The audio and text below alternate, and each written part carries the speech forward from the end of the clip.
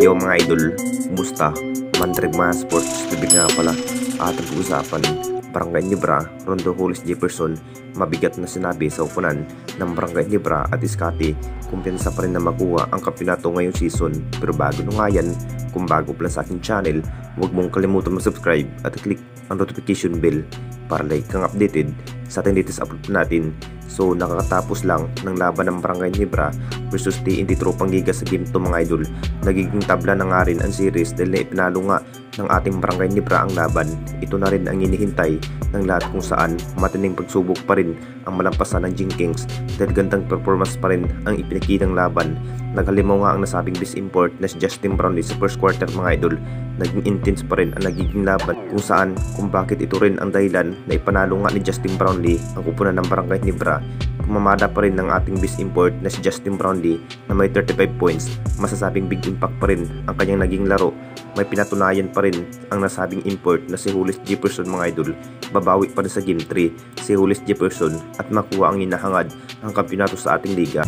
Bukas na nga rin ang magiging laban sa game 3 mga idol kung sino na nga ba karapat dapat na makuha ang kampyonato, kung mananalo na nga ba ang upunan ng ating Barangay Nibra dito. Dahil matinding sinabi pa rin ni Hollis Jefferson, pagsisikapan pa rin para mataob sa game 3 ang Jing Kings mga idol. Binabandaan pa rin ang Barangay Nibra tatalunin ngayong season at bumabawi nga ang nasabing best import ng TNT Tropang Giga na si Rondo Hollis Jefferson.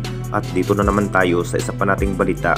Scottie Thompson, kumpiyansa pa rin na makuha ang kampyonato ngayong season. Alam no natin lahat mga idol, isa pa rin itong si Scottie Thompson sa nagbubuhat sa naging laban ng Barangay Nibra. Masasabing ganda rin ang kanya ipinakita sa upunan ng Barangay Nibra. Ito na nga ba ang mas kinakailangan para maabot nga ang hinahangad na makuha ang kampyonato ngayong season.